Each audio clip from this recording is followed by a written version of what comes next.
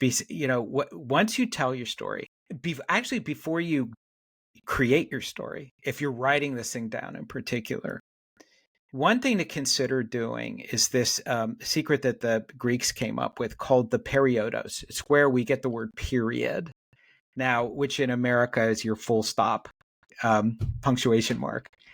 A period, the Greeks believed, and I think they were right, that the brain matches the patterns and functions of the body. So they believed that a single long expression done by a trained orator speaking to a large crowd is the equivalent of one thought in a person's brain that they can take on. So in other words, a period, as they called it, is 12 to 13 seconds long.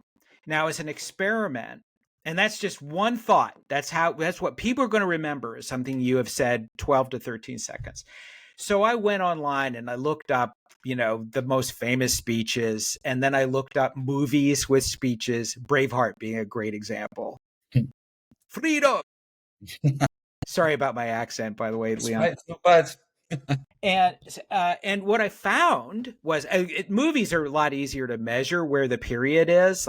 And that's the peroration. That's toward the end of a speech where you get all emotion. In movies, it's easy because that's when the music starts and they pan to the audience with tears in their eyes or getting all excited or painting their faces blue, whatever. In political speech, it's a little bit harder, but it's also where the big applause line where, Obama says, we're not a white America, we're not black America, we're just America. 12 to 13 seconds consistently across the board. When the music wells up, when the applause begins, that's at the end of a 12 to 13 second period. Now, what I tell students to do if they're going to write a presentation, don't worry about the outline. Don't worry about your thesis paragraph or whatever the teacher's telling you to do. Write 40 words. 40 words read aloud with a loud voice is 12 to 13 seconds long. Rewrite those 30 words 20 times. I make them perfect. And then make the rest of your speech live up to it, including your story, which should lead up to this big moral.